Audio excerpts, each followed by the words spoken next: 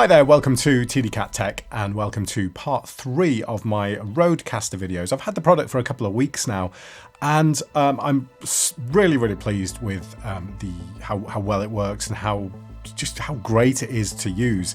I totally sort of forgotten how nice it is to just have something that's physical and hands-on when it comes to sort of changing audio levels and stuff. I'm so used to kind of doing that in a DAW now or on a digital mixer on the screen. So really nice to have. But today what I want to do is talk about a bunch of stuff that would make what is otherwise a superb product the ultimate product. I'm going to talk about what, for me at least, in the kind of stuff that I do, will make this the Rodecaster Ultimate.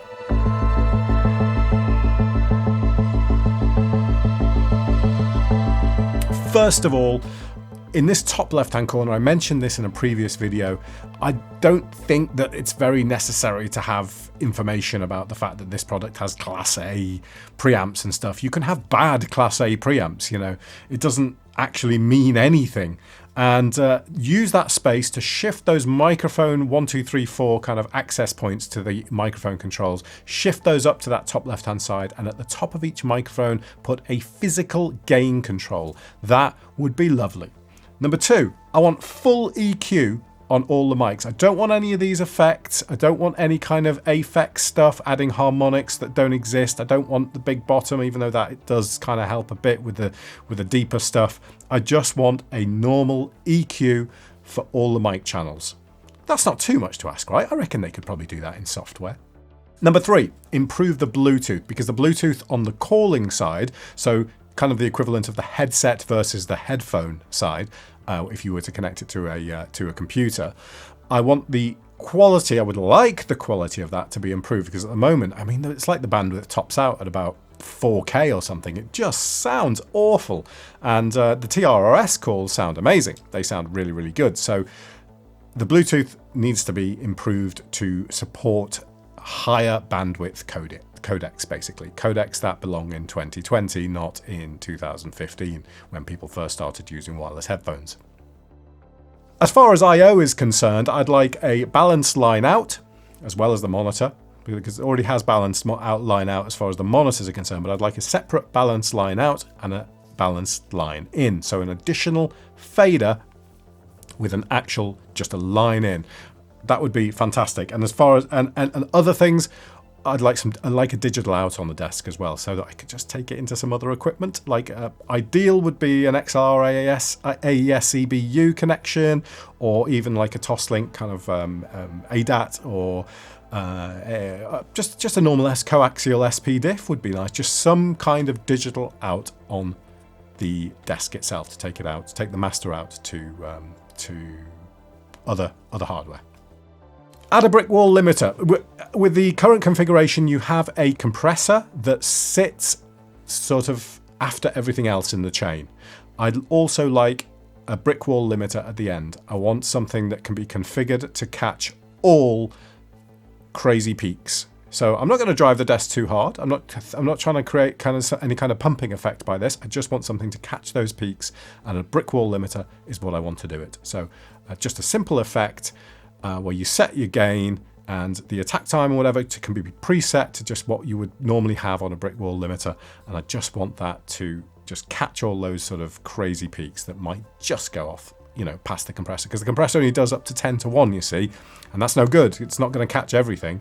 So yeah, nice little limiter in the end there. That'd be lovely. This might sound a bit of an odd one, but this kind of comes down to what I'm using the Rodecaster for, really, which isn't probably what everybody else uses it for. I think they've caught this like little kind of section of the market, and people are using them for probably all sorts of things. But yeah, podcasting is the obvious one, but I'm not really using it for that. So for me, Bluetooth headphones out would be great too. Now, I know what you're thinking. There's kind of going to be a delay on those, but that's all right, because if I'm using it on any kind of call or something, I don't necessarily need to monitor my mic. And you could have a Bluetooth headphones out with no ability to monitor the mics, but just monitor everything that comes into the desk apart from that. So you could hear the other caller, but not hear yourself. So you don't get that kind of delay on the headphones. And it could also be useful as well for somebody else sort of sat away from the desk to just monitor the whole thing. It would just be a nice addition just to have Bluetooth headphones enabled. So you can just connect to a pair of Bluetooth headphones and have that as a kind of master monitoring of the whole package, if you like, everything that's coming out of the desk, except the mics maybe. Or an option. Have an option to turn the mics on and off. There we go. TRRS cable in the box. Why isn't there one? There should be. There you go. Simple. There's a massive pop and crack when you turn the unit on when it's connected to the monitors. There's no sort of suppression of that. That needs to be sorted. That would be wonderful. On the level meters, enable range, because now you can have the level meters show actual dB values, and unfortunately they go as far down as kind of -72, which means your -18 to 0 dB is the tiny weeniest bit at the top. So have the ability to change the range on the level meters. Second to last thing, I promise, ASIO support. The drivers for Windows just create another, when you enable multitrack, they just create another WDM device or whatever, or WASP, or what's it called? WASP or something. And it would be nice to have proper ASIO support. They probably have to get that licensed, I guess, by, is it Steinberg that own that? So they're probably not going to do that, but it would be nice if the product did support that with its audio in and out, rather than just being a standard Windows audio device. Latency would improve, and I wouldn't say quality would improve, but latency would be much, much better.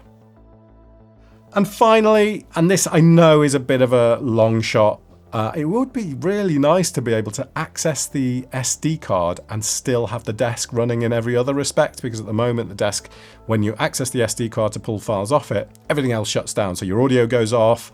If you're running something through, I don't want to be able to record necessarily. I know you obviously can't record when you're accessing it, but I want to be able to carry on using the desk, or at least some of it, while accessing the card. That would be great.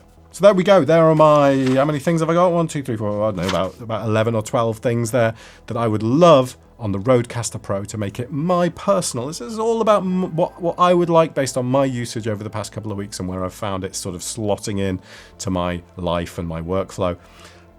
That's what I would like on the Rodecaster Pro to make what I'm calling the Rodecaster Ultimate. Thanks for watching. Let me know in the comments what you think. What would you add to the product? What do you find annoying? What are the little niggles or the little things that you would say, oh, God, it'd be great if it had that?